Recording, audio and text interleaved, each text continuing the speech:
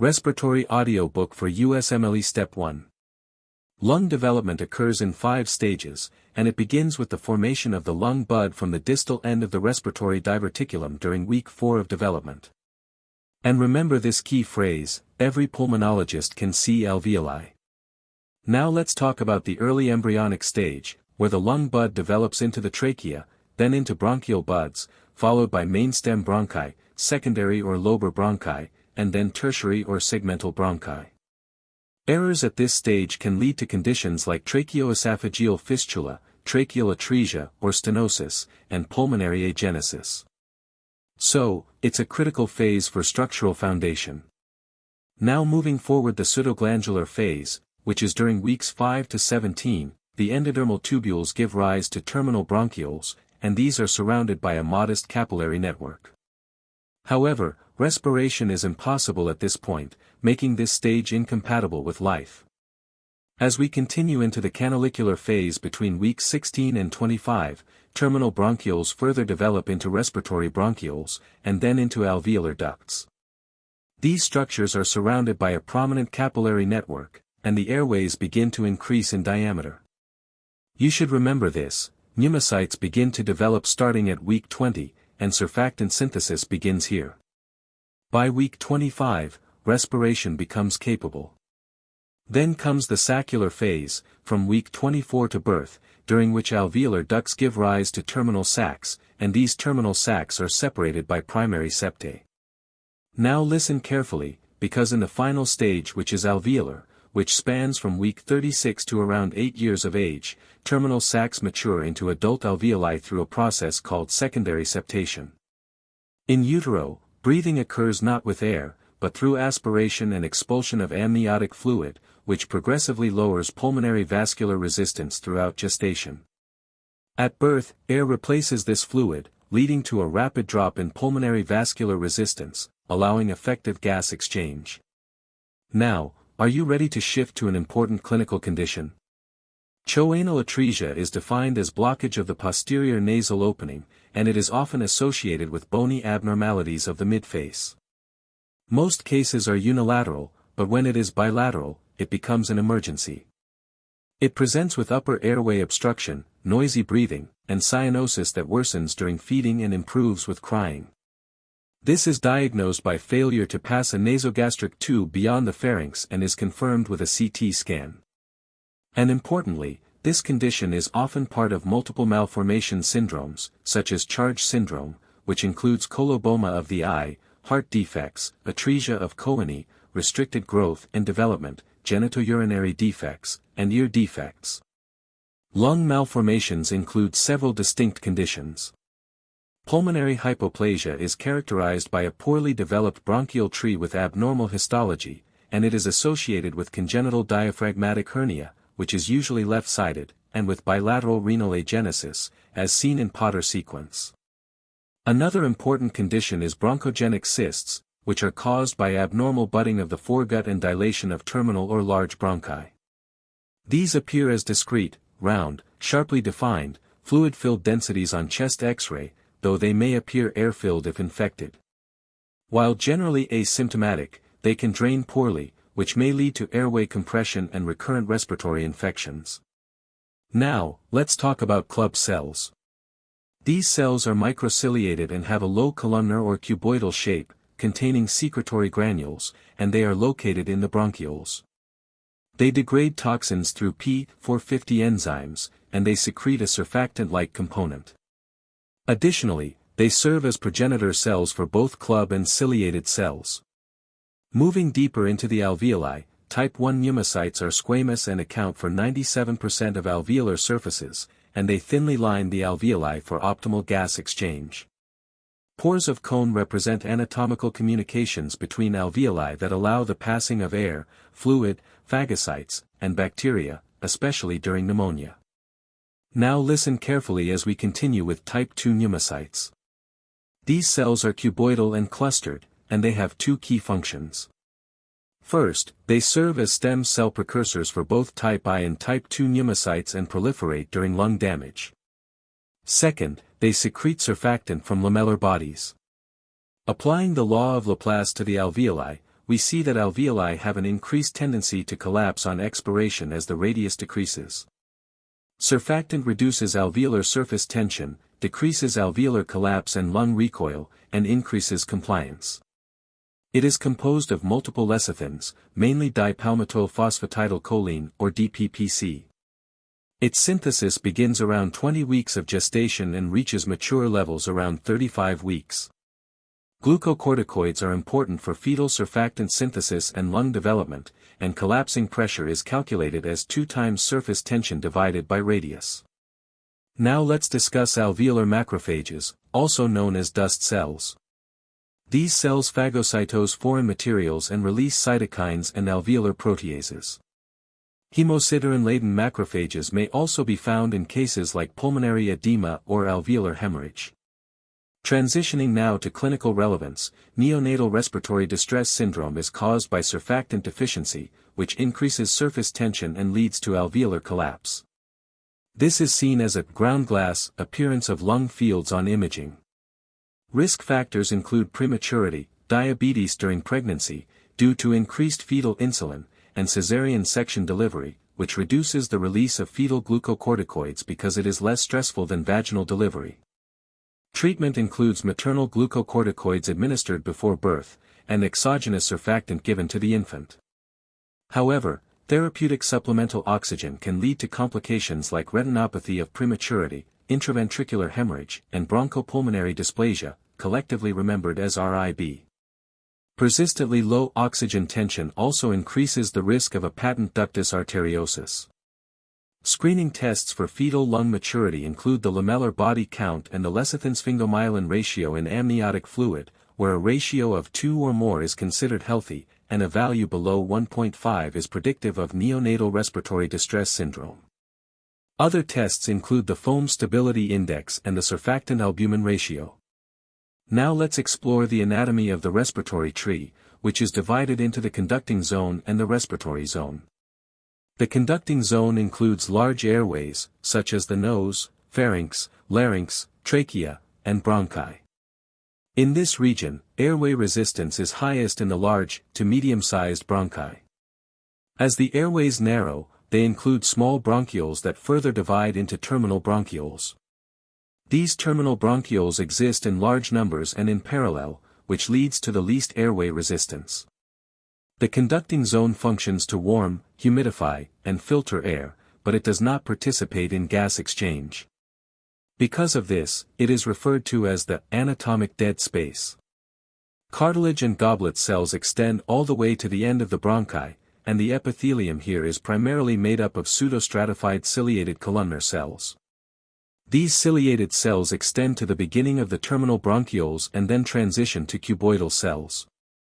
Their function is to clear mucus and debris from the lungs through the mucociliary escalator.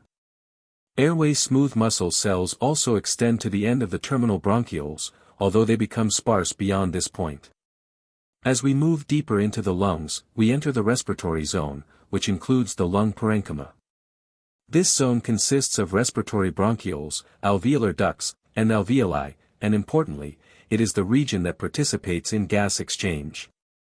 The respiratory bronchioles are mostly lined with cuboidal cells, but as we approach the alveoli, the lining transitions into simple squamous cells. Cilia are present up to the respiratory bronchioles but terminate beyond that point. Within the alveoli, alveolar macrophages play a critical role in clearing debris and participating in the immune response. Supporting cells in these regions include goblet cells, basal cells, and ciliated cells, all contributing to the pseudostratified ciliated columnar epithelium. As we move along the airway, the epithelial lining transitions from simple ciliated columnar epithelium to cuboidal ciliated cells, and eventually to squamous cells, which are ideal for gas exchange. Along the entire airway path, smooth muscle is a consistent feature, although it becomes sparse in the more distal areas. The epithelium also transitions to simple cuboidal and squamous types as we enter the deepest parts of the respiratory tree. Club cells are found throughout the bronchioles, and they play multiple roles, including detoxification and secretion.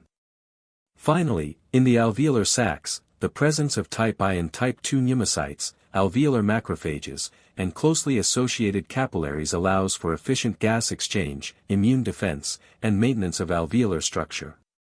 Now let's talk about the basic lung anatomy. The right lung has 3 lobes, while the left has fewer lobes, only 2, and a lingula, which is the homologue of the right middle lobe. Instead of a middle lobe, the left lung has a space that is occupied by the heart.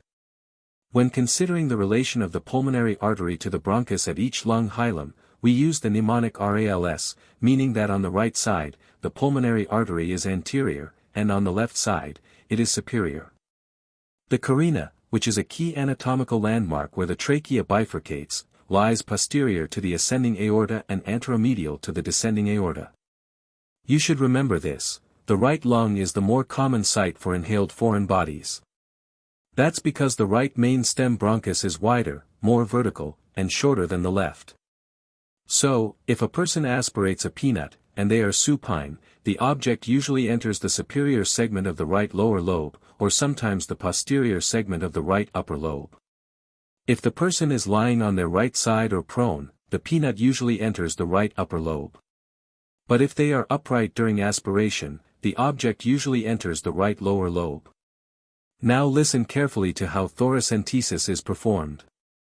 This procedure targets the pleural space between the visceral and parietal pleura to remove liquid or air. The needle should be inserted above the rib to avoid the neurovascular bundle, which lies just below each rib. You should also avoid inserting the needle below the 9th rib to prevent injury to abdominal structures, such as the right hepatic lobe or the spleen, which could be accidentally punctured. Let's move on to diaphragm structures from an inferior view. The central tendon is a key anatomical feature, and various important structures perforate the diaphragm at specific vertebral levels. At the T8 level, the inferior vena cava and the right phrenic nerve pass through. At T10, the esophagus and vagus nerve, which is cranial nerve 10 and forms 2 trunks, pass through. And at T12, the aorta, the thoracic duct, and the azygous vein perforate the diaphragm. This trio is remembered with the phrase, at T1-2 it's the red, white, and blue, referring to the red aorta, the white thoracic duct, and the blue azygous vein. Are you following me? The diaphragm is innervated by spinal roots C3 to C5 via the phrenic nerve.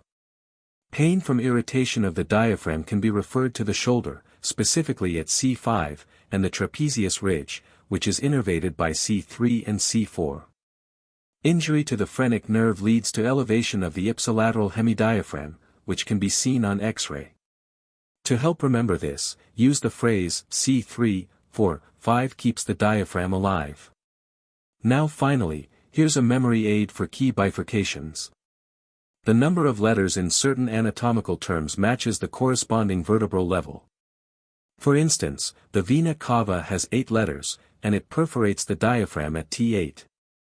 The word esophagus has 10 letters, and it passes through at T10. And the aortic hiatus has 12 letters, corresponding to T12. A helpful phrase to memorize this is, I ate 10 eggs at 12. Other bifurcation points include the common carotid, which bifurcates at C4, the trachea, which bifurcates at T4, and the abdominal aorta, which bifurcates at L4. Now let's discuss lung volumes and capacities. There are 4 volumes and 4 capacities, and you should remember this. A capacity is defined as the sum of 2 or more physiologic volumes.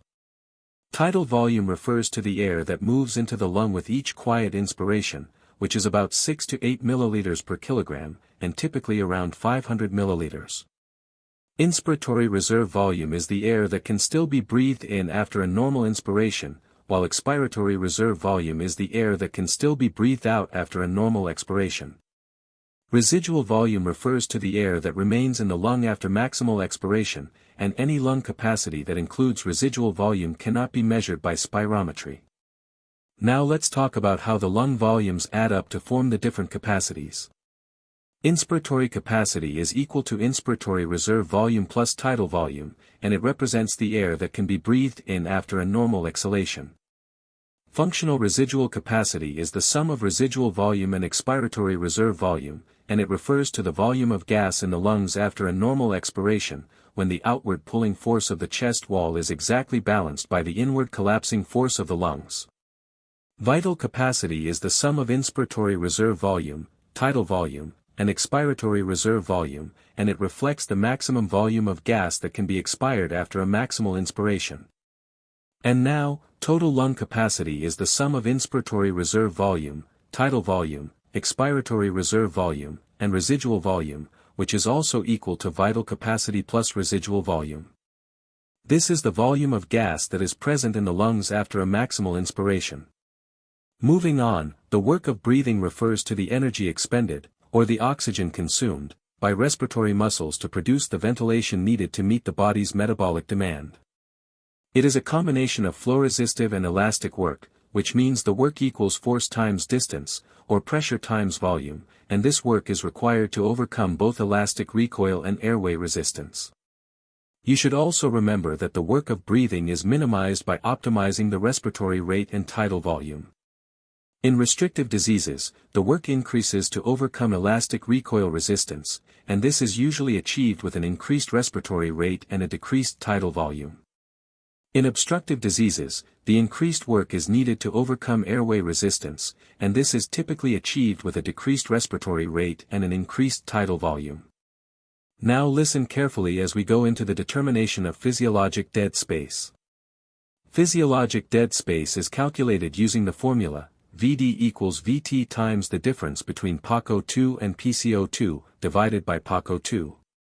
Vd stands for physiologic dead space, which is the sum of the anatomic dead space of the conducting airways plus alveolar dead space. The apex of a healthy lung is the largest contributor to alveolar dead space, and Vd represents the volume of inspired air that does not take part in gas exchange. PaCO2 is the arterial partial pressure of carbon dioxide, while PeCO2 is the partial pressure of carbon dioxide in expired air. Now finally, in normal lungs, physiologic dead space is approximately equivalent to anatomic dead space. However, it may be greater than anatomic dead space in lung diseases that involve ventilation and perfusion mismatch. Now let's explore ventilation, beginning with minute ventilation, abbreviated as VE. It refers to the total volume of gas entering and exiting the lungs per minute. The formula is VE equals VT times RR. Normal values are as follows: RR is 12 to 20 breaths per minute, VT is 500 milliliters per breath, and VD is 150 milliliters per breath. In contrast, alveolar ventilation is abbreviated as VA, and it refers to the total volume of gas that reaches the alveoli each minute. The formula for this is VA equals VT minus VD, then multiplied by RR. This distinction is essential because not all inspired air reaches the alveoli due to dead space. Now let's talk about the properties of the lung and chest wall. Lung inflation follows a different pressure-volume curve than lung deflation due to the need to overcome surface tension forces during inflation. This phenomenon is known as hysteresis, which means the difference between the pressure of inhalation, when volume is increasing, and the pressure of exhalation, when volume is decreasing. Because of historical reasons and the small magnitude of these pressures, pulmonary pressures are always presented in centimeters of water. These values reflect the delicate dynamics of how pressure shifts during the breathing cycle. You should also know that elastic recoil describes the tendency for the lungs to collapse inward and the chest wall to spring outward. At functional residual capacity, the airway and alveolar pressures equal atmospheric pressure, which is called zero, and the intrapleural pressure is negative, which helps prevent atelectasis. At this point, the inward pull of the lung is balanced by the outward pull of the chest wall. As a result, the system pressure is atmospheric, and pulmonary vascular resistance reaches its minimum, allowing for efficient gas exchange and minimal resistance to blood flow in the lungs. Now listen carefully as we examine compliance, which is defined as the change in lung volume for a change in pressure, or delta V over delta P. Compliance is inversely proportional to the stiffness of the lung wall and is increased by the presence of surfactant. When compliance is increased, the lung becomes easier to fill, such as in conditions like emphysema and in older adults. But when compliance is reduced, the lung becomes more difficult to fill, as seen in pulmonary fibrosis, pneumonia, acute respiratory distress syndrome, and pulmonary edema. Understanding these relationships helps explain how different diseases affect breathing mechanics. Now let's talk about pulmonary circulation, which is normally a low-resistance, high-compliance system. A decrease in partial pressure of oxygen causes hypoxic vasoconstriction that shifts blood away from poorly ventilated regions of the lung to well-ventilated regions of the lung. This physiological response helps optimize gas exchange by directing blood flow toward areas where oxygen is more available. It ensures that ventilation and perfusion are better matched throughout the lungs. Next, consider the concept of perfusion limitation. In this condition, gases like oxygen under normal health, carbon dioxide, and nitrous oxide equilibrate early along the length of the capillary. So exchange can only increase if blood flow increases. But now let's contrast this with diffusion limitation, where gases such as oxygen, especially in emphysema or fibrosis, and carbon monoxide do not equilibrate by the time blood reaches the end of the capillary. In this situation, oxygen diffuses slowly while carbon dioxide diffuses very rapidly across the alveolar membrane, which means that disease states leading to diffusion limitation, like pulmonary fibrosis, are more likely to cause early hypoxia than hypercapnia. You should remember that chronic hypoxic vasoconstriction may lead to pulmonary hypertension and may or may not progress to cor pulmonale. Now listen carefully, the equation for diffusion is J equals A times dk times the difference in partial pressures, P1 minus P2, all divided by delta X. Here, A stands for area, delta X represents alveolar wall thickness, dk is the diffusion coefficient of the gas, and P1 minus P2 is the difference in partial pressures. So when area decreases in emphysema, or when alveolar wall thickness increases in pulmonary fibrosis, diffusion is impaired. Now are you ready to continue? DLCO refers to the extent to which carbon monoxide passes from the air sacs of the lungs into the blood. Along the length of the pulmonary capillary, Pa is the partial pressure of gas in pulmonary capillary blood, while Pa is the partial pressure of gas in alveolar air. In perfusion-limited exchange, equilibrium is reached quickly, but in diffusion-limited conditions like fibrosis, equilibrium is not achieved, and this results in persistent differences in partial pressures between alveolar air and pulmonary capillary blood. Now let's move on to pulmonary vascular resistance. The equation is PVR equals the pressure in the pulmonary artery minus the pressure in the left atrium, all divided by cardiac output. You should remember that delta P equals cardiac output times resistance, so resistance equals delta P over cardiac output. Resistance also equals 8 times blood viscosity times vessel length, all divided by pi times radius to the fourth power. Pulmonary artery pressure is the pressure in the pulmonary artery, and left atrial pressure is approximately equal to pulmonary artery occlusion pressure, which is also called pulmonary capillary wedge pressure. Cardiac output is measured in milliliters per minute, and resistance is determined by all the factors in this formula, including blood viscosity, vessel length, and most importantly, vessel radius. Let's begin with ventilation and perfusion mismatch, a key concept in respiratory physiology. Ideally, ventilation, which is the amount of air reaching the alveoli, is matched to perfusion, the blood flow in pulmonary capillaries, per minute, so the ratio equals 1 for adequate gas exchange. In reality, this balance varies across different regions of the lungs. In the apex of the lung, the ventilation-perfusion ratio is approximately 3, which reflects wasted ventilation. In contrast, at the base of the lung, the ratio is about 0.6, indicating wasted perfusion. However, both ventilation and perfusion are greater at the base than at the apex, though perfusion increases to a greater degree. Now let's look at what happens during exercise. When cardiac output increases, there is vasodilation of apical capillaries, and as a result, the ratio approaches 1, which improves matching. You should remember that certain organisms that thrive in high oxygen environments, such as tuberculosis, flourish in the apex of the lungs. Moving on, when the ventilation-perfusion ratio equals 0, this indicates airway obstruction, also known as a shunt. In this case, 100% oxygen does not improve the arterial oxygen pressure, which is seen, for example, in foreign body aspiration. Now let's explore the other extreme. When the ventilation-perfusion ratio equals infinity, this indicates a blood flow obstruction, known as physiologic dead space. If the dead space is less than 100%, then administering 100% oxygen improves arterial oxygen pressure. An example of this is a pulmonary embolus.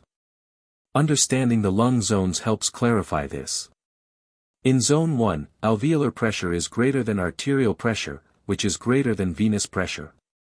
This causes a decrease in perfusion and a relatively high ventilation-perfusion ratio. In Zone 2, arterial pressure is greater than alveolar pressure, which in turn is greater than venous pressure, resulting in a more balanced ratio.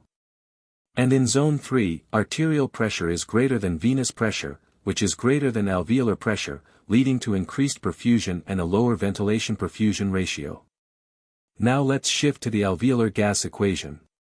The equation is PaO2 equals PiO2 minus PaCO2 divided by the respiratory quotient. At sea level, breathing room air, this is approximately 150 mm of mercury minus PaCO2 divided by 0.8.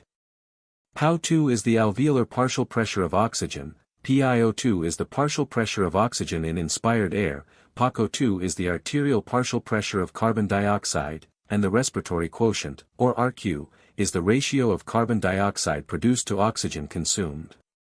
The AA gradient is the difference between alveolar and arterial partial pressure of oxygen, and a normal AA gradient can be estimated using the formula, age divided by 4, plus 4.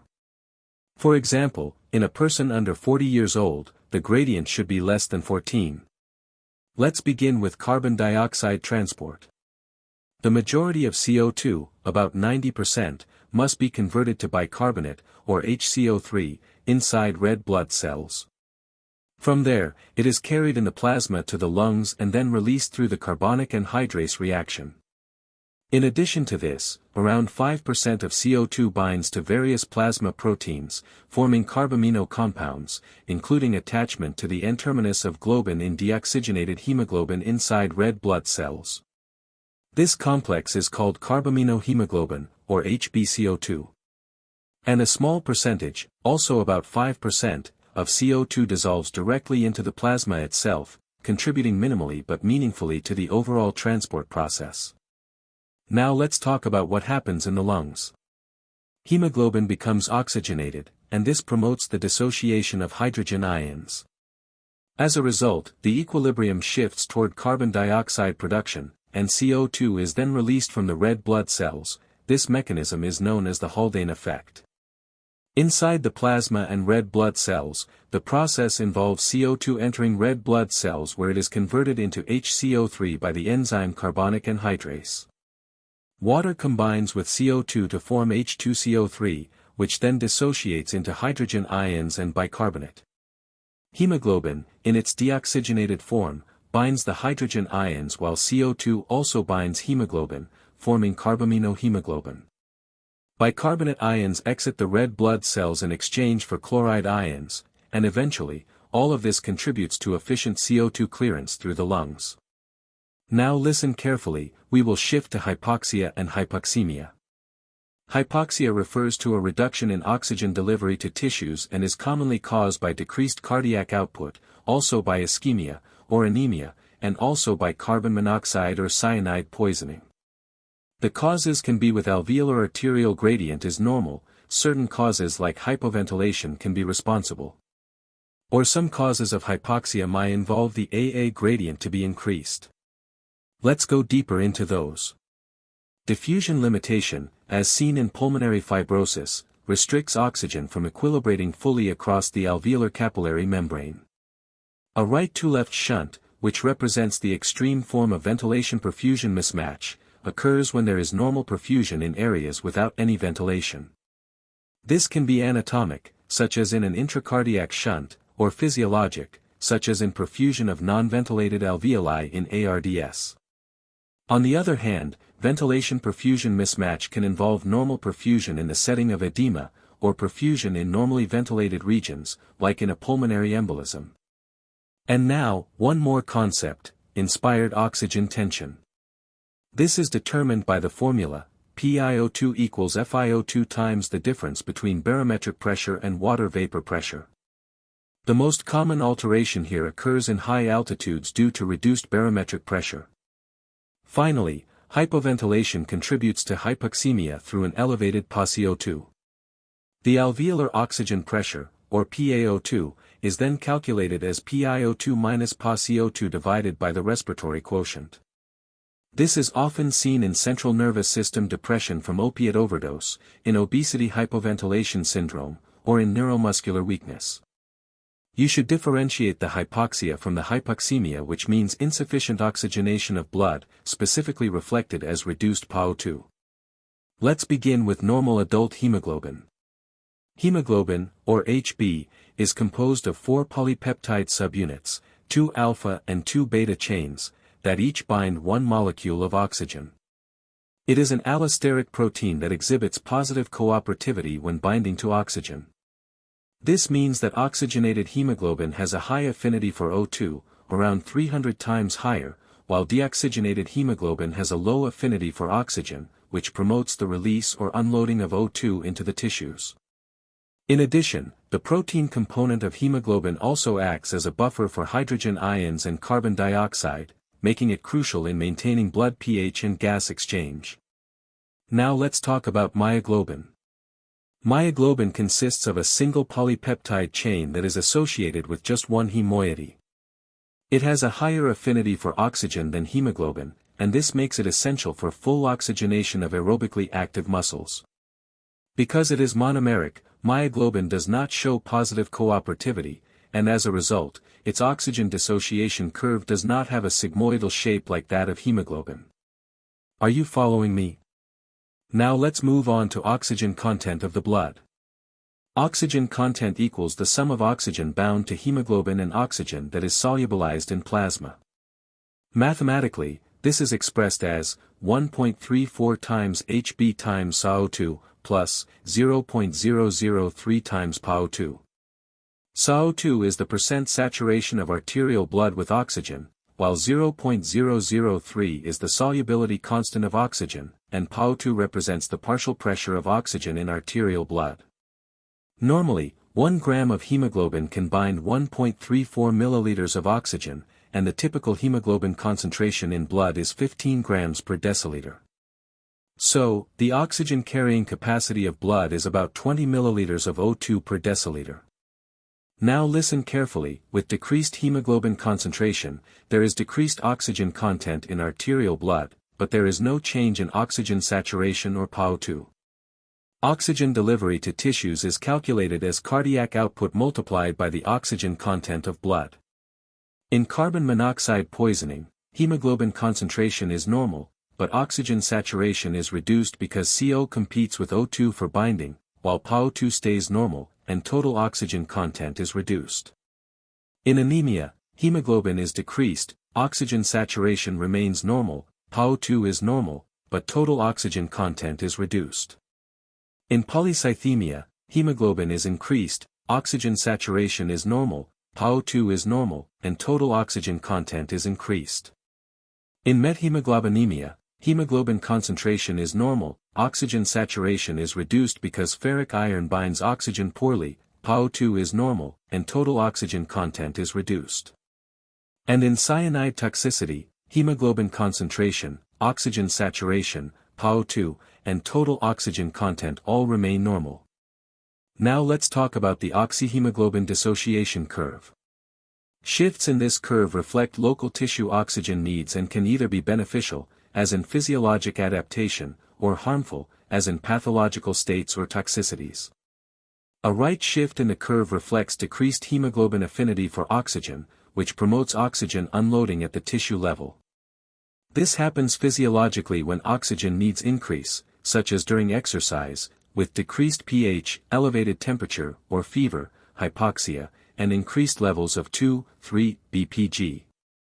At the cellular level, these changes result from increased hydrogen ion concentration and elevated carbon dioxide due to active metabolism. This is known as the Bohr effect. Now let's continue.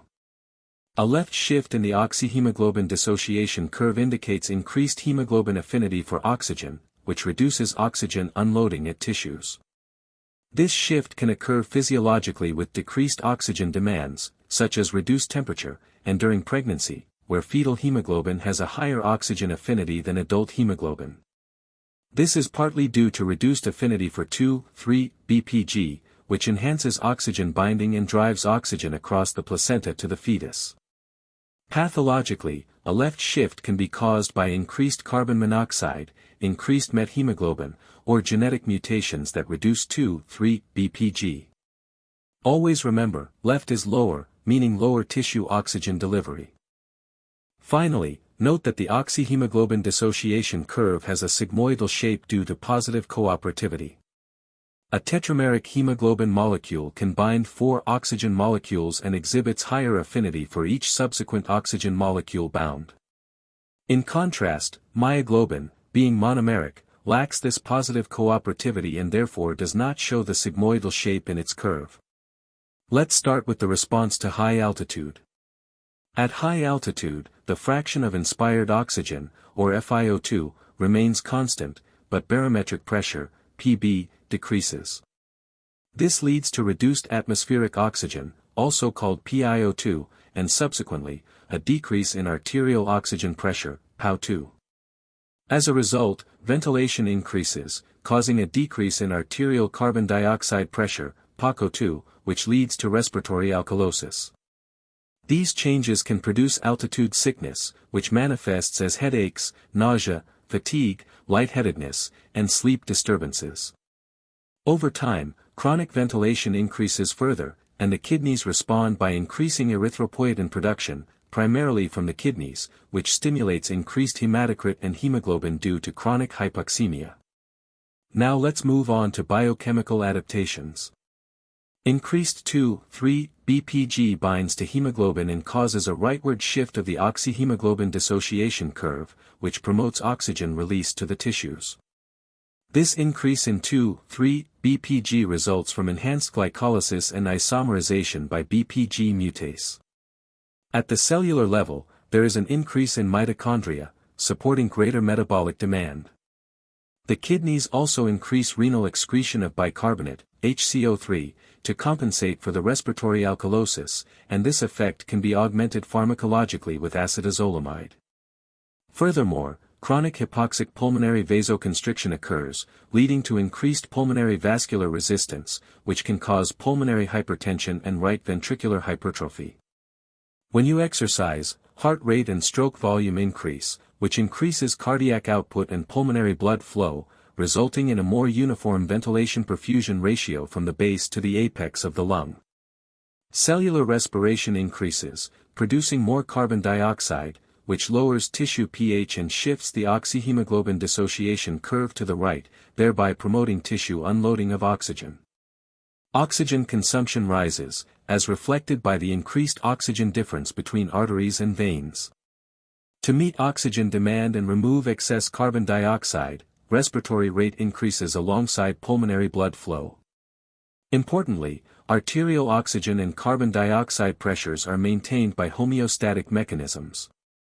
Partial pressure of oxygen decreases because of increased oxygen consumption, while partial pressure of carbon dioxide increases due to elevated carbon dioxide production. Now listen carefully about methemoglobin. Normally, iron in hemoglobin exists in the reduced ferrous state, Fe superscript 2, just the two of us. When oxidized to the ferric form, Fe superscript 3, hemoglobin has reduced affinity for oxygen, leading to tissue hypoxia due to decreased oxygen saturation and oxygen content. Ferric iron also has increased affinity for cyanide. This oxidized form is called methemoglobinemia. Under normal circumstances, methemoglobin levels are 1 to 2%, but higher levels cause methemoglobinemia, which may present with cyanosis that does not improve with supplemental oxygen and with chocolate-colored blood. Poisoning that oxidizes Fe superscript 2 to Fe superscript 3 can be caused by drugs such as dapsone, local anesthetics like benzocaine, and nitrites, which can come from dietary intake or polluted water sources. Treatment for methemoglobinemia includes methylene blue and vitamin C. You know what is the effect of cyanide and carbon monoxide?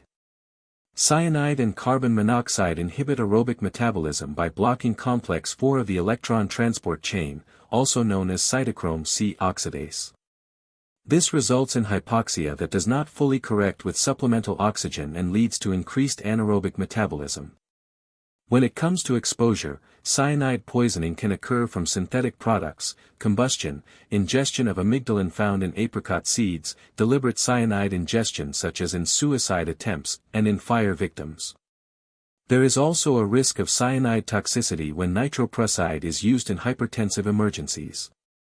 On the other hand, carbon monoxide poisoning comes from tobacco smoke, furnaces, space heaters, fires, and motor exhaust due to incomplete combustion of carbon-containing compounds. Carbon monoxide is odorless, tasteless, colorless, and non-irritating, and it remains the leading worldwide cause of death by poisoning.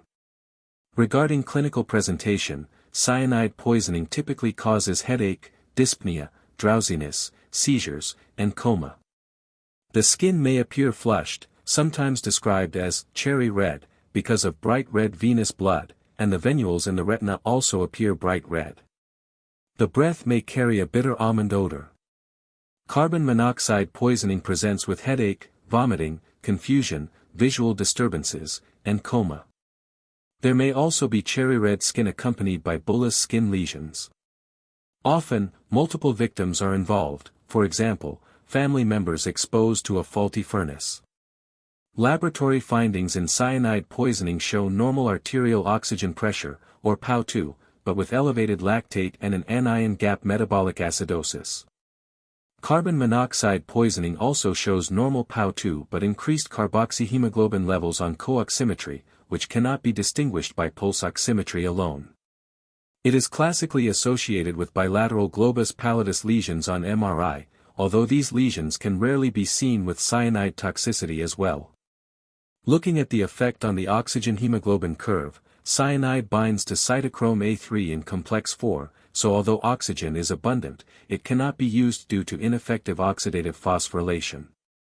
This results in a normal oxygen hemoglobin curve, and oxygen saturation may appear normal initially. In contrast, carbon monoxide causes a leftward shift of the oxyhemoglobin dissociation curve, increasing hemoglobin's affinity for oxygen and decreasing oxygen unloading at the tissues. Carbon monoxide binds competitively to hemoglobin with more than 200 times greater affinity than oxygen, forming carboxyhemoglobin and reducing the percentage of oxygen saturation on hemoglobin. Treatment for cyanide poisoning starts with decontamination, such as removing contaminated clothing. Giving 100% oxygen is ineffective alone. Instead, treatments aim to remove and excrete cyanide, including hydroxycobalamin, which binds cyanide to form cyanocobalamin for renal excretion. Nitrites oxidize hemoglobin to methemoglobin, which binds cyanide forming cyanomethemoglobin and reduces toxicity. Sodium thiosulfate enhances cyanide conversion to thiocyanate, which is excreted renally. For carbon monoxide poisoning, 100% oxygen is given to overcome the increased affinity for carbon monoxide, and hyperbaric oxygen is used if the poisoning is severe. The half-life of carboxyhemoglobin is approximately 300 minutes but decreases to about 80 minutes on 100% oxygen and to roughly 20 minutes in a hyperbaric oxygen chamber. Finally, if both carbon monoxide and cyanide poisoning are suspected, such as in fire victims, hydroxycobalamin should be given rather than nitrites or sodium thiosulfate to avoid worsening methemoglobinemia. Good doctors, we have reached respiratory pathology section. Let's start with rhinosinusitis, which is resulted from obstruction of sinus drainage into the nasal cavity, which leads to inflammation and pain over the affected area. It typically affects the maxillary sinuses, which drain against gravity because their ostia are located supraromedially. The superior meatus drains the posterior ethmoid sinuses, the middle meatus drains the frontal, maxillary, and anterior ethmoid sinuses, and the inferior meatus drains the nasolacrimal duct. Acute rhinosinusitis is most commonly caused by viruses such as rhinovirus, but it may lead to a superimposed bacterial infection. The bacteria most commonly involved include non-typable Haemophilus influenza, Streptococcus pneumoniae, and Moraxella catarrhalis. Paranasal sinus infections can sometimes extend to surrounding structures like the orbits, cavernous sinus, and brain, causing serious complications such as orbital cellulitis, cavernous sinus syndrome, or meningitis. Now let's talk about epistaxis, or nosebleed. It most commonly occurs in the anterior segment of the nostril at the Kieselbach plexus, located on the caudal septum. Life-threatening hemorrhages occur in the posterior segment, which involves the sphenopalatine artery, a branch of the maxillary artery. Common causes of nosebleeds include foreign bodies, trauma, allergic rhinitis, and nasal angiofibromas, which are especially common in adolescent males. To help remember the arteries involved in Kieselbach's plexus, you can think that Kieselbach drives his Lexus with his legs, which stands for the superior labial artery, anterior and posterior ethmoidal arteries, greater palatine artery, and sphenopalatine artery. When it comes to head and neck cancer, most cases are squamous cell carcinoma. Risk factors include tobacco use, alcohol consumption, human papillomavirus type 16 in oropharyngeal cancers, and Epstein-Barr virus in nasopharyngeal cancers. A concept called field cancerization explains how carcinogen exposure damages a wide mucosal area, leading to multiple independent tumors developing after exposure. Nasopharyngeal carcinoma may present with unilateral nasal obstruction, discharge, or epistaxis.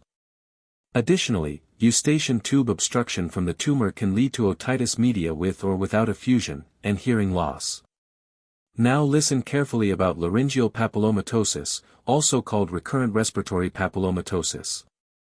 It is a benign tumor of the larynx, commonly affecting areas covered by stratified squamous epithelium such as the true vocal cords.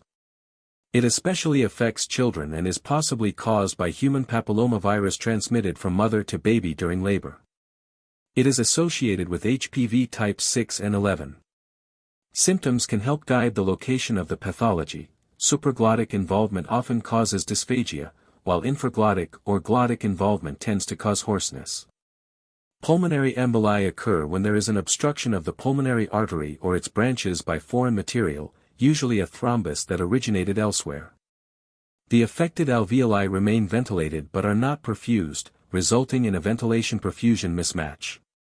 Patients may present with sudden-onset dyspnea, pleuritic chest pain, tachypnea, tachycardia, hypoxemia, and respiratory alkalosis.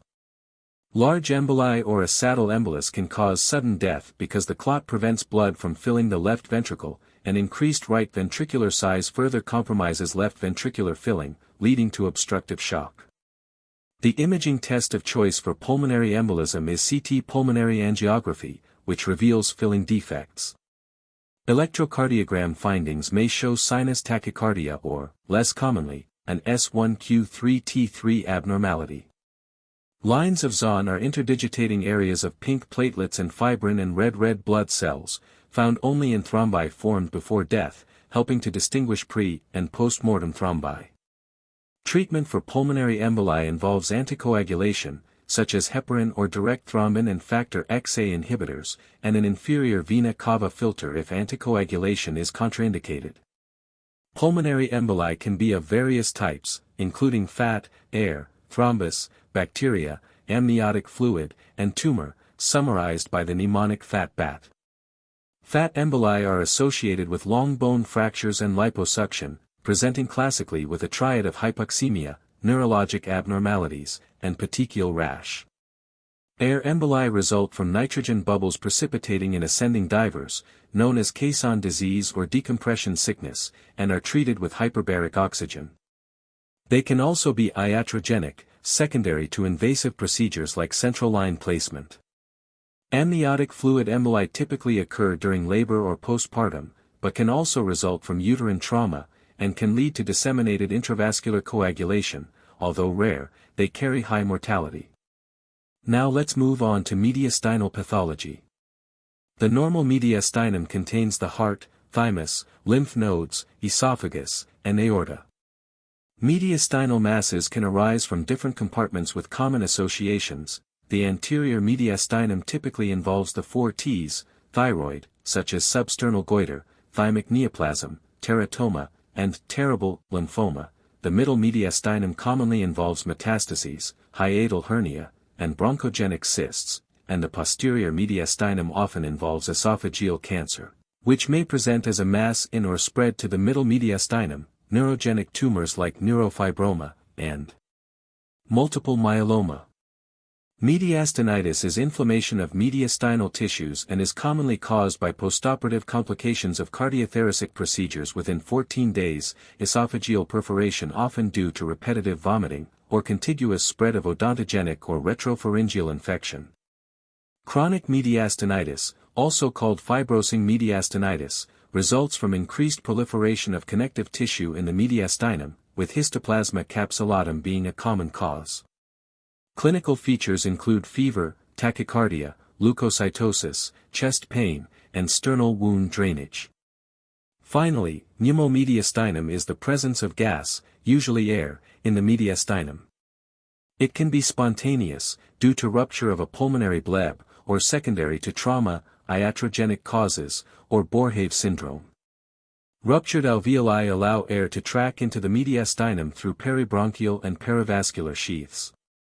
Clinical features include chest pain, dyspnea, voice changes, subcutaneous emphysema, and a positive Hammond sign, which is crepitus heard on cardiac auscultation. Flow volume loops provide important information about lung function by comparing different parameters in normal, obstructive, and restrictive lung diseases. In obstructive lung disease, residual volume, functional residual capacity, and total lung capacity all increase, while in restrictive lung disease, these values decrease. Forced expiratory volume in 1 second is greater than 80% predicted in normal lungs, but it decreases in obstructive lung disease and decreases even in restrictive lung disease. Forced vital capacity is normal or decreased in obstructive lung disease, but it decreases in restrictive lung disease. The ratio of FEV1 to FVC is greater than 70% in normal lungs, reduced in obstructive lung disease because FEV1 decreases more than FVC, and it is normal or slightly decreased in restrictive lung disease since FEV1 decreases proportionately to FVC. The flow volume loop in obstructive lung disease shifts to the left, while in restrictive lung disease, it shifts to the right. Obstructive lung diseases involve obstruction of airflow, characterized by reduced FEV1, reduced FVC, and a reduced FEV1/FVC ratio. This results in air trapping in the lungs, with increased residual volume, increased or normal functional residual capacity, and increased total lung capacity due to premature airway closure at high lung volumes. Common obstructive lung diseases include chronic obstructive pulmonary disease, asthma, and bronchiectasis. Chronic obstructive pulmonary disease is often caused by tobacco use, which is the most important risk factor, as well as pollutants or allergens. It includes chronic bronchitis and emphysema, which frequently coexist. Exacerbations refer to acute worsening of symptoms, often associated with viral or bacterial upper respiratory tract infections. Chronic bronchitis is diagnosed clinically, with criteria including a productive cough lasting at least 3 months in 2 consecutive years. Symptoms may include dyspnea, wheezes, crackles due to mucus accumulation, cyanosis from hypoxemia caused by shunting, and secondary polycythemia. This condition leads to metaplasia of the pseudostratified ciliated columnar epithelium into stratified squamous epithelium. The main mechanism involves hypertrophy and hyperplasia of mucus-secreting glands in the bronchi. Notably, the Reed index, which measures the thickness of the mucosal gland layer relative to the wall between epithelium and cartilage, increases to over 50%. Emphysema is diagnosed through radiologic imaging or biopsy. Chest X-ray findings include barrel chest, increased anteroposterior diameter best seen on lateral view, flattened diaphragm, and increased lucency of the lung fields. The mechanism involves destruction of alveolar walls, which leads to increased lung compliance, reduced elastic recoil, and damage to the alveolar capillary membrane causing a decrease in diffusing capacity of the lungs for carbon monoxide. This results in enlarged air spaces. Centriacinar emphysema spares distal alveoli and frequently affects the upper lobes, typically associated with tobacco smoking. Panacinar emphysema affects respiratory bronchioles and alveoli, is more common in the lower lobes, and is linked to alpha-1 antitrypsin deficiency. You should remember that emphysema is mediated by oxidative stress, chronic inflammation involving CD8 positive T cells, neutrophils, and macrophages, and an imbalance of proteases and antiproteases. This imbalance leads to increased elastase activity, which causes loss of elastic fibers and alveolar destruction. Importantly, a defect, deficiency, or absence of alpha-1 antitrypsin, an antiprotease that normally inhibits neutrophil elastase, results in unopposed elastase activity, worsening the damage. Now let's talk about asthma, which is an intermittent obstructive lung disease often triggered by allergens, viral upper respiratory infections, or stress, and it is associated with atopy. There is a specific form called NSAID, or aspirin-exacerbated respiratory disease, which combines asthma, nasal polyps, and cyclooxygenase inhibitor sensitivity. This leads to leukotriene overproduction and airway constriction, known as Sanders triad. Asthma is diagnosed clinically by intermittent episodes of dyspnea, coughing, wheezing, and tachypnea. Diagnosis is supported by spirometry showing an obstructive pattern with bronchodilator response, although results may be normal when not in exacerbation, and sometimes a methacholine challenge is used. The underlying mechanism of asthma is a type 1 hypersensitivity reaction that causes smooth muscle hypertrophy and hyperplasia, leading to hyperresponsive bronchi and reversible bronchoconstriction. Mucus plugging occurs as well. You should also remember that Kirschmann spirals, which are whorled mucus plugs formed from shed epithelium, and Charcot-Leyden crystals, which are eosinophilic, hexagonal, double-pointed crystals formed from eosinophil breakdown in sputum, are often seen in asthma. Moving on to bronchiectasis, it is an obstructive lung disease most commonly associated with cystic fibrosis. It is characterized by a chronic cough and daily production of purulent sputum. Patients often have recurrent pulmonary infections, and diagnosis is confirmed by imaging that shows airway dilation and bronchial thickening. Pulmonary function tests usually show an obstructive pattern. The pathophysiology involves an initial insult from pulmonary infection combined with obstruction or impaired clearance, which leads to a dysregulated host response, bronchial inflammation, and permanently dilated airways. There are many causes of bronchiectasis, including airway obstruction from foreign body aspiration or a mass, poor ciliary motility due to tobacco smoking or Cardigener syndrome, and cystic fibrosis, which leads to thickened, inspissated mucus plugs coughed up from the airways. Other causes include allergic bronchopulmonary aspergillosis, pulmonary infections like Mycobacterium avium. Shifting to restrictive lung diseases which may lead to reduced lung volumes, specifically decreased forced vital capacity and total lung capacity. Pulmonary function tests typically show a normal or increased ratio of FEV1 to FVC. Patients often present with short, shallow breaths and crackles that sound like Velcro being pulled apart. Now, these diseases can be divided into types based on their underlying causes. First, altered respiratory mechanics, which are extrapulmonary causes with normal diffusion capacity of the lung for carbon monoxide and a normal alveolar arterial gradient. Examples include respiratory muscle weakness due to conditions such as polio, myasthenia gravis, Guillain-Barré syndrome, and amyotrophic lateral sclerosis, as well as chest wall abnormalities like scoliosis and severe obesity. Second, diffuse parenchymal lung diseases, also known as interstitial lung diseases, which are pulmonary causes and show reduced diffusion capacity and increased alveolar arterial gradient. These include pneumoconioses such as coal workers' pneumoconiosis, silicosis, and asbestosis. Sarcoidosis presents with bilateral hilar lymphadenopathy, non-caseating granulomas, and increased angiotensin-converting enzyme and calcium levels. Other examples include idiopathic pulmonary fibrosis, granulomatosis with polyangiitis, pulmonary Langerhans cell histiocytosis, which is also called eosinophilic granuloma, hypersensitivity pneumonitis, drug toxicity caused by medications like bleomycin, busulfan, amiodarone, and methotrexate, acute respiratory distress syndrome, and radiation-induced lung injury. Radiation-induced lung injury is associated with the release of pro-inflammatory cytokines such as tumor necrosis factor alpha, interleukin-1, and interleukin-6. It may be asymptomatic initially, but the most common symptoms are dry cough and dyspnea, sometimes accompanied by low-grade fever. Acute radiation pneumonitis typically develops within 3 to 12 weeks, which is the exudative phase, while radiation fibrosis may develop after 6 to 12 months. Now, let's focus on idiopathic pulmonary fibrosis, which is a progressive fibrotic lung disease of unknown cause. It may involve multiple cycles of lung injury, inflammation, and fibrosis, and is associated with tobacco smoking, environmental pollutants, and genetic defects.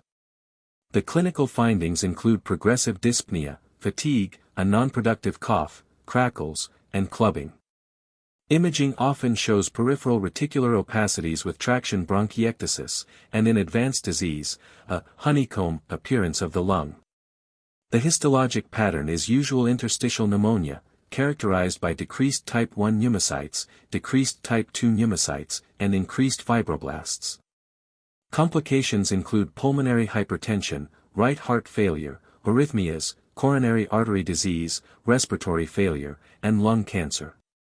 Finally, hypersensitivity pneumonitis is a mixed type 3 and type 4 hypersensitivity reaction to environmental antigens such as thermophilic actinomyces and aspergillus.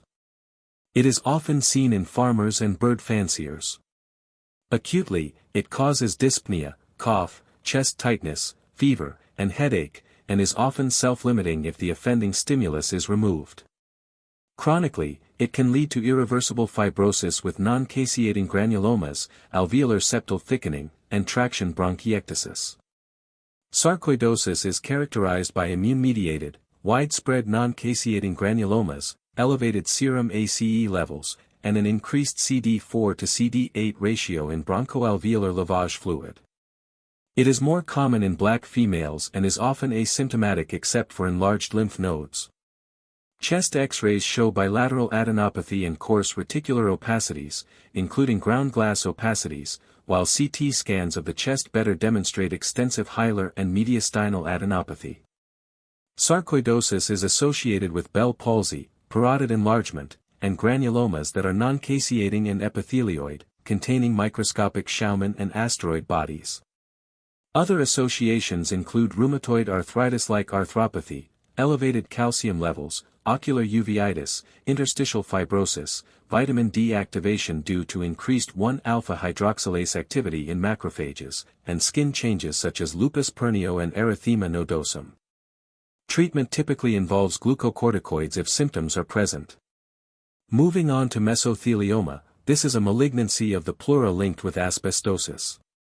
It may cause hemorrhagic pleural effusion that is exudative, and pleural thickening. Histology may reveal psammoma bodies, while electron microscopy often shows polygonal tumor cells with microvilli, desmosomes, and tonofilaments. Calretinin and cytokeratin 5/6 are positive in almost all mesotheliomas but negative in most carcinomas. Unlike bronchogenic carcinoma, tobacco smoking is not a risk factor for mesothelioma. Now, pneumoconioses are a group of lung diseases caused by inhalation of different dust particles. Asbestos, commonly from roofing and insulation, affects the lower lobes, whereas silica, coal, and beryllium dust, which come from the earth, tend to affect the upper lobes. Asbestos exposure leads to asbestosis, pulmonary fibrosis, pleural disease, and malignancies, especially in occupations such as shipbuilding, roofing, and plumbing. A key radiological finding is the presence of ivory white, calcified, supradiaphragmatic, and pleural plaques which are pathognomonic. The risk of bronchogenic carcinoma exceeds that of mesothelioma in asbestos exposure, and there is an increased risk of Kaplan syndrome, a combination of rheumatoid arthritis and pneumoconioses with intrapulmonary nodules. Asbestos-related disease predominantly affects the lower lobes.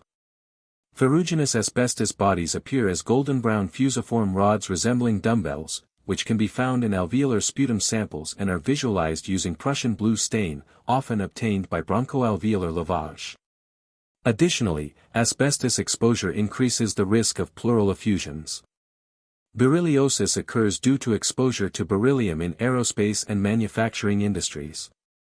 It presents with granulomatous, non-caseating inflammation on histology and is occasionally responsive to glucocorticoids. It increases the risk of cancer and cor pulmonale, and primarily affects the upper lobes.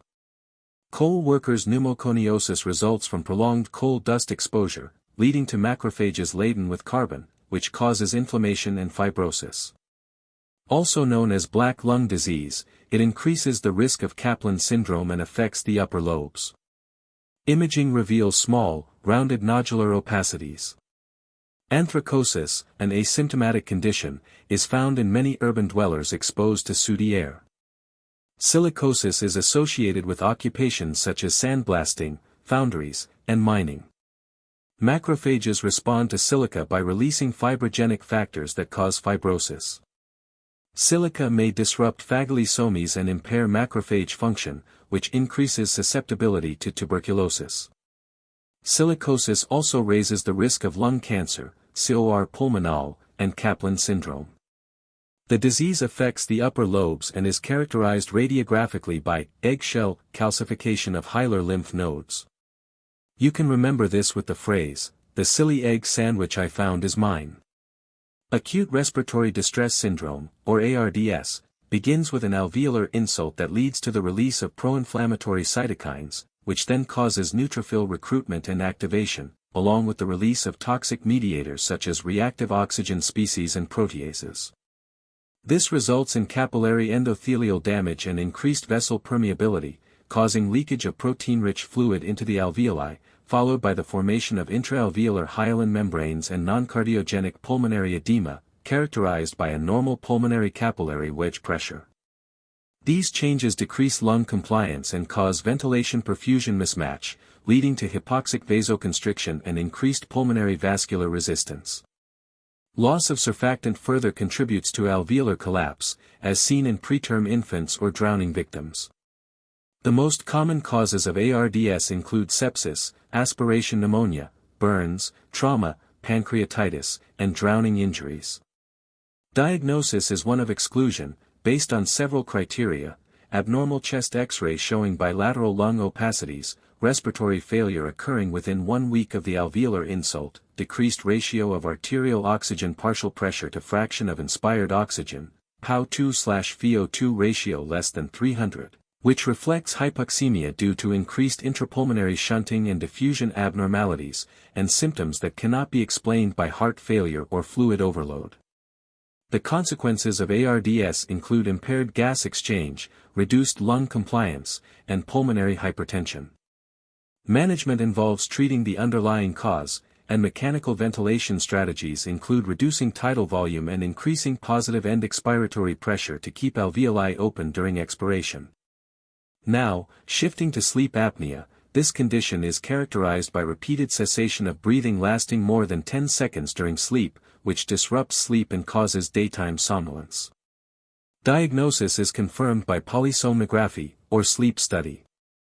Nocturnal hypoxia from sleep apnea can lead to systemic and pulmonary hypertension, arrhythmias such as atrial fibrillation or flutter, and even sudden death. Hypoxia also stimulates erythropoietin release, which increases erythropoiesis. Obstructive sleep apnea involves respiratory effort against airway obstruction, with arterial oxygen levels usually normal during the day. It is commonly associated with obesity, loud snoring, and daytime sleepiness, often caused by excess parapharyngeal or oropharyngeal tissue in adults and adenotonsillar hypertrophy in children. Treatment options include weight loss, continuous positive airway pressure, CPAP, dental devices, hypoglossal nerve stimulation, and upper airway surgery. Central sleep apnea is characterized by impaired respiratory effort due to central nervous system injury or toxicity, congestive heart failure, or opioid use, and may be associated with Cheyne-Stokes respirations, which are oscillations between apnea and hyperpnea. Positive airway pressure therapy is the main treatment. Obesity hypoventilation syndrome, also known as Pickwickian syndrome, occurs in individuals with a body mass index of 30 or higher, leading to hypoventilation, increased arterial carbon dioxide during waking hours, reduced arterial oxygen, and further increased carbon dioxide during sleep. Treatment includes weight loss and positive airway pressure. Pulmonary hypertension is defined by an elevated mean pulmonary artery pressure greater than 20 mm of mercury at rest. It results in arteriosclerosis, medial hypertrophy, intimal fibrosis of the pulmonary arteries, and plexiform lesions. This leads to increased pulmonary vascular resistance, increased right ventricular pressure, right ventricular hypertrophy seen as a peristernal heave on examination, and eventually right ventricular failure. Pulmonary hypertension has various etiologies. Group 1, pulmonary arterial hypertension, is often idiopathic and more common in females. Heritable forms involve inactivating mutations in the BMPR2 gene, which normally inhibits vascular smooth muscle proliferation, and carry a poor prognosis. Endothelial dysfunction results in increased vasoconstrictors like endothelin and decreased vasodilators such as nitric oxide and prostacyclins. Other causes include drugs like amphetamines and cocaine, connective tissue diseases, HIV infection, portal hypertension, congenital heart disease, and schistosomiasis. Group 2 pulmonary hypertension results from left heart disease, including systolic or diastolic dysfunction and valvular disease. Group 3 is due to lung diseases or hypoxia, such as COPD, interstitial lung diseases, or hypoxemic vasoconstriction seen in obstructive sleep apnea or living at high altitude. Group 4 involves chronic thromboembolic disease with recurrent microthrombi reducing the cross-sectional area of the pulmonary vascular bed. Group 5 is multifactorial, including hematologic, systemic, and metabolic disorders, or compression of the pulmonary vasculature by tumors. Physical findings in select lung diseases vary. Pleural effusion presents with reduced breath sounds, dull percussion, and no change in fremitus if small, but with deviation of the trachea away from the lesion if large. Atelectasis features reduced breath sounds, dull percussion, decreased fremitus, and tracheal deviation toward the lesion. Simple pneumothorax causes reduced breath sounds, hyperresonant percussion, and no fremitus change. Tension pneumothorax presents similarly but with tracheal deviation away from the lesion. Consolidation, as seen in lobar pneumonia or pulmonary edema, shows bronchial breath sounds, late inspiratory crackles, egophony, whispered pectoriloquy, dull percussion, and increased fremitus. Digital clubbing is identified by an increased angle between the nail bed and nail plate greater than 180 degrees. The pathophysiology is not well understood, but in patients with intrapulmonary shunts, platelets and megakaryocytes become lodged in the digital vasculature, leading to local release of platelet-derived growth factor and vascular endothelial growth factor. Clubbing can be hereditary or acquired and occurs in respiratory diseases such as idiopathic pulmonary fibrosis, cystic fibrosis, bronchiectasis, and lung cancer, cardiovascular diseases including cyanotic congenital heart disease, infections like lung abscess or tuberculosis, and other conditions such as inflammatory bowel disease. Notably, digital clubbing is typically not associated with COPD or asthma. Atelectasis is the collapse of alveoli, as seen in right upper lobe collapse against the mediastinum. There are multiple causes, including obstructive atelectasis, where airway obstruction prevents new air from reaching the distal airways and old air is resorbed, which can be due to a foreign body, mucus plug, or tumor. Another cause is compressive atelectasis, where external compression on the lung decreases lung volumes, such as from a space-occupying lesion or pleural effusion. Contraction or cicatrization atelectasis occurs when scarring of lung parenchyma distorts the alveoli, as seen in sarcoidosis. Lastly, adhesive atelectasis happens due to a lack of surfactant, like in neonatal respiratory distress syndrome in premature infants. Atelectasis can be decreased by incentive spirometry or by increasing positive end expiratory pressure during mechanical ventilation. Moving on to pleural effusions, these represent an excess accumulation of fluid between the pleural layers, which restricts lung expansion during inspiration. Pleural effusions can be treated with thoracentesis to remove or reduce the fluid. Based on Light's criteria, the fluid is classified as an exudate if the pleural fluid protein to serum protein ratio is greater than 0.5, pleural fluid lactate dehydrogenase, LDH, to serum LDH ratio is greater than 0.6, or pleural fluid LDH is more than 2/3 the upper limit of normal serum LDH. Exudate fluid tends to be cloudy and cellular, commonly caused by infections like pneumonia or tuberculosis, malignancy, connective tissue diseases, lymphatic issues such as chylothorax, or trauma, and often requires drainage due to the increased risk of infection. On the other hand, transudate fluid is clear and hypocellular, resulting from increased hydrostatic pressure as seen in heart failure or sodium retention, or decreased oncotic pressure as in nephrotic syndrome or cirrhosis. To summarize, normal pleural fluid balance depends on plasma proteins, vascular permeability, and hydrostatic pressures, and the leakage of fluid, inflammatory cells, and proteins occurs when this balance is disrupted, leading to either transudative or exudative pleural effusions. Pneumothorax is the accumulation of air in the pleural space, which causes dyspnea and uneven chest expansion. Patients often experience chest pain, reduced tactile fremitus, hyperresonance, and diminished breath sounds, all on the affected side. Primary spontaneous pneumothorax occurs due to rupture of apical subpleural blebs or cysts, and it happens most frequently in tall, thin, young males.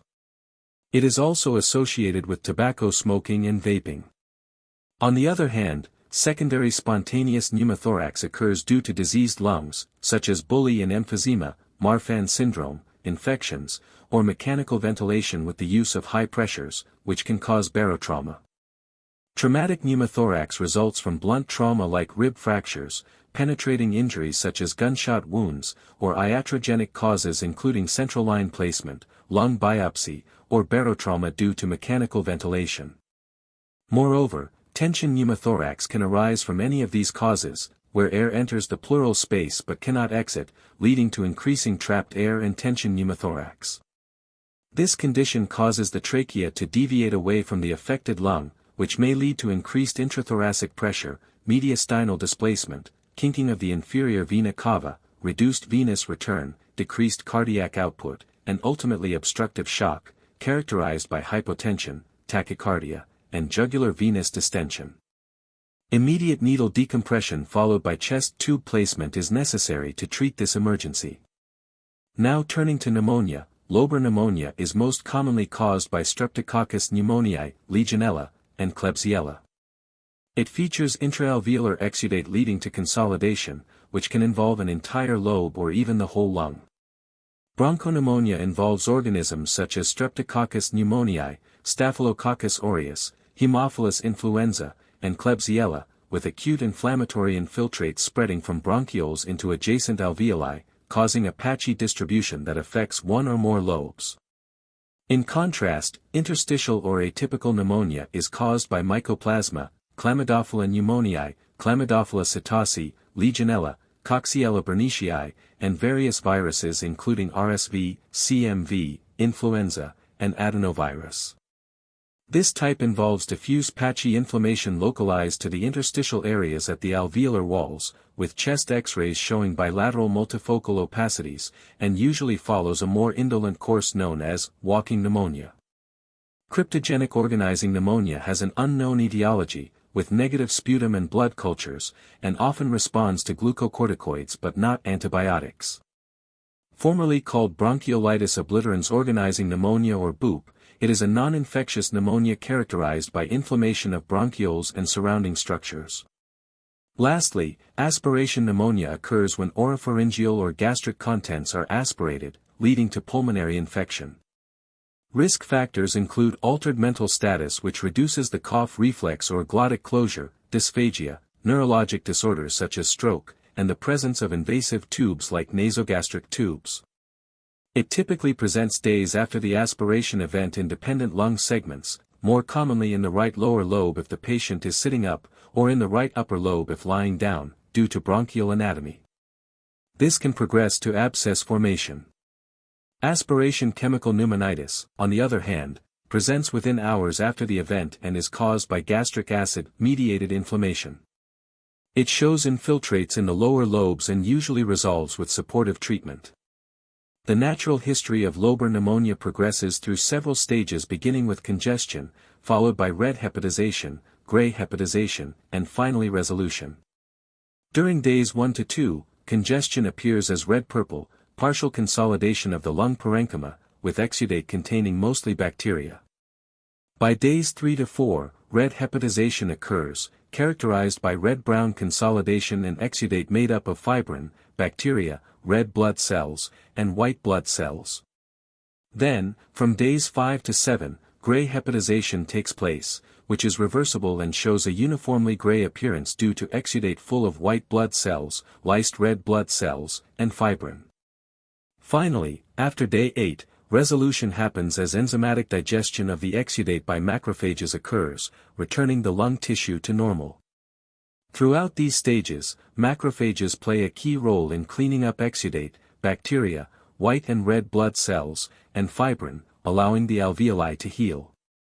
Now let's talk about lung abscess, which is a localized collection of pus within the lung parenchyma.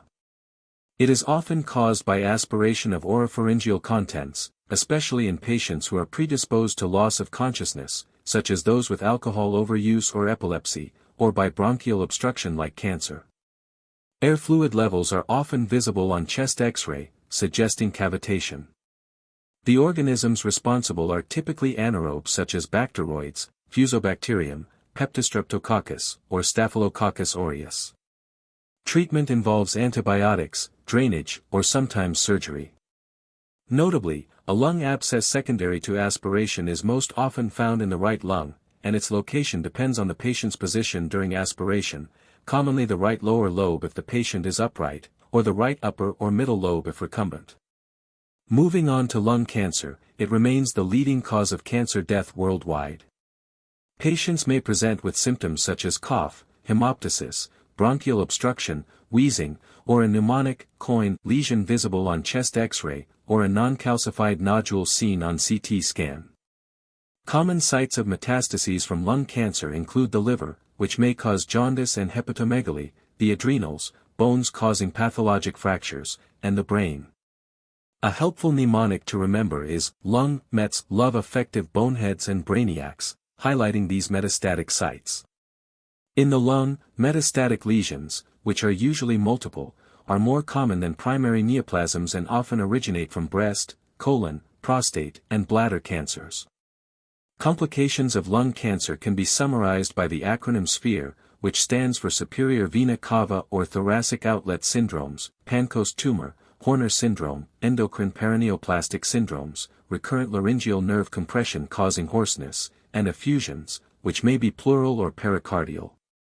Risk factors for lung cancer include tobacco smoking, secondhand smoke, radiation exposure, environmental factors such as radon and asbestos, pulmonary fibrosis, and family history.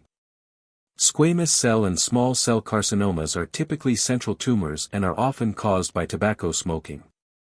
Incidentally found hamartomas appear as well-circumscribed masses on imaging. Regarding the different types of lung cancer, small cell carcinoma, also known as Oat cell carcinoma, is a central, undifferentiated, and very aggressive tumor. It may cause neurologic paraneoplastic syndromes such as Lambert-Eaton myasthenic syndrome, paraneoplastic myelitis, encephalitis, and subacute cerebellar degeneration, as well as endocrine paraneoplastic syndromes like Cushing's syndrome and SIADH. Amplification of MYC oncogenes is common, and treatment involves chemotherapy with or without radiation. This neoplasm arises from neuroendocrine Kolchitsky cells, which appear as small dark blue cells under the microscope, and stain positive for chromogranin A, neuron-specific enolase, and synaptophysin. Non-small cell carcinomas include adenocarcinoma, which is peripheral and the most common primary lung cancer. It is the most frequent subtype among non-smokers and occurs more commonly in females. Activating mutations such as KRAS, EGFR, and ALK are involved, and it is associated with hypertrophic osteoarthropathy, which presents as clubbing. A bronchoalveolar subtype, also called adenocarcinoma in situ, often shows hazy infiltrates on chest X-ray that mimic pneumonia and tends to have a better prognosis. Histologically, adenocarcinoma has a glandular pattern and often stains positive for mucin. The bronchioalveolar subtype grows along alveolar septa, causing apparent thickening of alveolar walls, and consists of tall columnar cells containing mucus. Squamous cell carcinoma is a central tumor presenting as a hilar mass arising from the bronchus, often with cavitation. It is strongly associated with cigarette smoking and can cause hypercalcemia due to production of parathyroid hormone-related protein. Microscopically, it shows keratin pearls and intercellular bridges, or desmosomes. Large cell carcinoma is a peripheral, highly anaplastic undifferentiated tumor, also strongly associated with tobacco smoking. It may produce human chorionic gonadotropin, which can lead to gynecomastia. Large cell carcinoma is less responsive to chemotherapy and is typically treated with surgery, but it carries a poor prognosis. Histology reveals pleomorphic giant cells. Finally, bronchial carcinoid tumors can be central or peripheral and generally have an excellent prognosis, with rare metastasis. Symptoms arise from mass effects such as wheezing or from carcinoid syndrome, which includes flushing and diarrhea. Histologically, these tumors consist of nests of neuroendocrine cells and stain positive for chromogranin A. Pancoast tumor, also called superior sulcus tumor, is a carcinoma, most commonly non-small cell lung cancer, that occurs in the apex of the lung. It may cause Pancoast syndrome by invading or compressing local structures. Compression of these locoregional structures can cause an array of findings. For example, involvement of the recurrent laryngeal nerve leads to hoarseness, while compression of the stellate ganglion causes Horner syndrome, which includes ipsilateral ptosis, meiosis, and anhidrosis. Additionally, superior vena cava compression results in superior vena cava syndrome, and brachiocephalic vein involvement causes brachiocephalic syndrome with unilateral symptoms. Moreover, brachial plexus compression leads to shoulder pain and sensoromotor deficits, such as atrophy of the intrinsic muscles of the hand. Finally, phrenic nerve involvement causes hemidiaphragm paralysis, which can be seen as hemidiaphragm elevation on chest X-ray.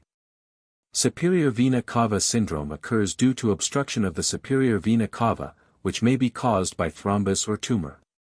This obstruction impairs blood drainage from the head, leading to facial plethora with blanching after fingertip pressure, and also causes jugular venous distension in the neck, as well as laryngeal or pharyngeal edema. Upper extremities may also become edematous. Malignancies, such as mediastinal masses or Pancoast tumors, and thrombosis from indwelling catheters are common causes. This condition is a medical emergency and, if severe, can raise intracranial pressure, resulting in headaches, dizziness, and increasing the risk of aneurysm or rupture of intracranial arteries. Moving on to respiratory pharmacology, bronchoconstriction in asthma is mediated by inflammatory processes and parasympathetic tone, so therapy targets these two pathways. Inhaled beta-2 agonists like albuterol, which is short-acting, and longer-acting agents such as salmeterol and formoterol relax bronchial smooth muscle. However, they can cause side effects like tremor and arrhythmia, and albuterol is specifically used for acute symptoms. Inhaled or oral glucocorticoids, including fluticasone and budesonide, inhibit the synthesis of virtually all cytokines by inactivating NF-kappa B, the transcription factor that induces tumor necrosis factor alpha and other inflammatory agents. These glucocorticoids are first-line therapy for chronic asthma, and using a spacer or rinsing the mouth after use helps prevent oral thrush. Muscarinic antagonists, such as tiotropium and ipratropium, competitively block muscarinic receptors to prevent bronchoconstriction, and are also used for chronic obstructive pulmonary disease. Tiotropium has a long duration of action. Antileukotrienes like montelukast and zafirlukast block leukotriene receptors, especially helpful in aspirin-induced and exercise-induced asthma, while zilotin inhibits 5-lipoxygenase, reducing leukotriene production but can be hepatotoxic. Anti-Ig monoclonal therapy with omalizumab binds mostly unbound serum IgA, blocking its binding to Fc epsilon receptor I, and is used in allergic asthma resistant to inhaled glucocorticoids and long-acting beta-2 agonists. Methylxanthines, such as theophylline, likely cause bronchodilation by inhibiting phosphodiesterase, which increases cyclic AMP levels due to reduced CMP hydrolysis. Their use is limited by a narrow therapeutic index, with risks of cardiotoxicity and neurotoxicity, and they are metabolized by cytochrome P450. Theophylline also blocks actions of adenosine. Phosphodiesterase 4 inhibitors like roflumilast inhibit phosphodiesterase, increasing CMP, leading to bronchodilation and reduced airway inflammation, and are used in COPD to reduce exacerbations. Chromones like cromolyn prevent mast cell degranulation and acute asthma symptoms, but are rarely used. In addition, biologics such as mepolizumab and rislizumab target interleukin-5, while benralizumab targets the IL-5 receptor alpha. These agents prevent eosinophil differentiation, maturation, activation, and survival mediated by IL-5 stimulation, and are used as maintenance therapy in severe eosinophilic asthma. Dupilumab targets interleukins 4 and 13. Starting from the immune cell level, naive T helper cells, called Th0, differentiate into Th2 cells, which secrete several cytokines such as interleukins 4, 5, 9, and 13. These cytokines drive asthma pathophysiology by promoting inflammation and bronchoconstriction. Interleukin-5 plays a critical role in eosinophil activation, and anti-IL-5 therapies like mepolizumab and rislizumab block this pathway to reduce eosinophilic inflammation. Similarly, benralizumab targets the IL-5 receptor alpha on eosinophils, preventing their activation. The Th2 cytokines IL-4 and IL-13 also stimulate B cells to produce allergen-specific IgA antibodies. These antibodies bind to mast cells through their Fc receptors for IgA. When allergens cross-link these IgA molecules on mast cells, degranulation occurs, releasing pro-inflammatory mediators such as leukotrienes, histamine, and interleukins. Anti-Ig monoclonal therapy, for example, omalizumab, blocks IgA and prevents this allergic cascade. Additionally, inhaled or oral glucocorticoids reduce inflammation by inhibiting the synthesis of many cytokines, and chromones like cromolyn prevent mast cell degranulation, thereby reducing acute allergic responses. Moving into the bronchial smooth muscle, cytokines including IL-4, IL-5, and IL-13 interact with their receptors such as IL-4 receptor alpha on smooth muscle cells. Dupilumab blocks this receptor, which interrupts the signaling pathways responsible for bronchoconstriction and inflammation. The acute response in asthma primarily involves bronchoconstriction mediated by parasympathetic neurotransmitters such as acetylcholine and adenosine. Muscarinic antagonists like tiotropium and ipratropium block acetylcholine receptors, reducing bronchoconstriction, while methylxanthines like theophylline inhibit phosphodiesterase to increase cyclic AMP and promote bronchodilation.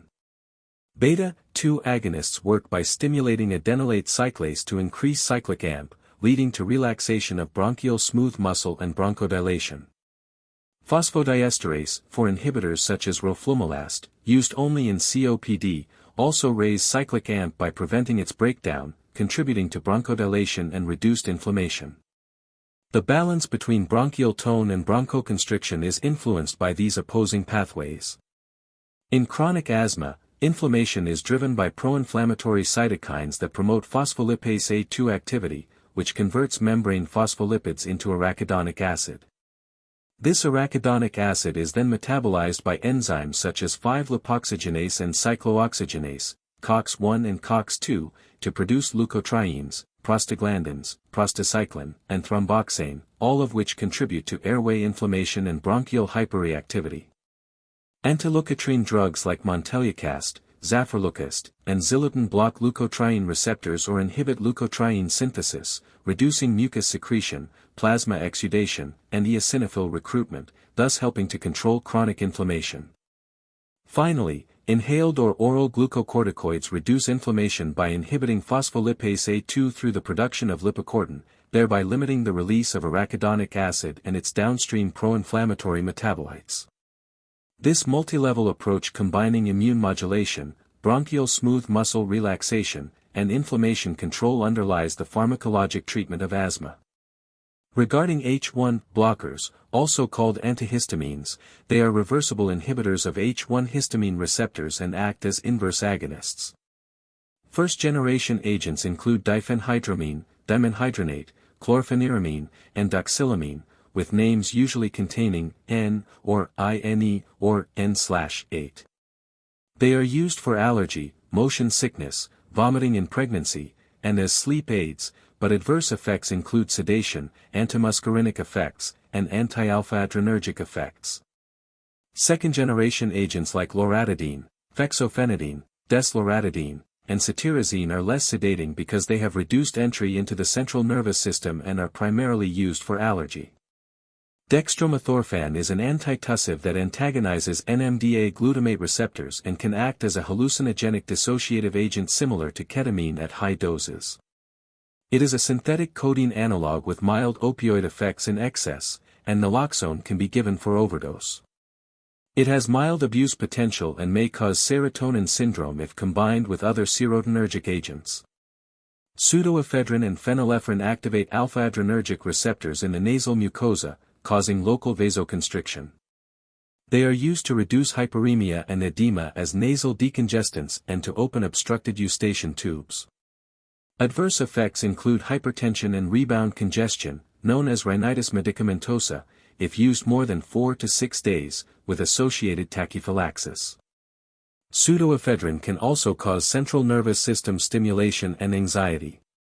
Finally, pulmonary hypertension drugs include endothelin receptor antagonists that competitively block endothelin-1 receptors, reducing pulmonary vascular resistance, but they are hepatotoxic and require liver function monitoring. An example is bosentan. Phosphodiesterase 5 inhibitors, like sildenafil, inhibit PDE5, increasing cyclic GMP and prolonging the vasodilatory effect of nitric oxide. They are also used to treat erectile dysfunction but are contraindicated with nitrates due to risk of severe hypotension. Prostacyclin analogs, such as epoprostenol and iloprost, have direct vasodilatory effects on pulmonary and systemic arterial vascular beds and inhibit platelet aggregation, with side effects including flushing and jaw pain.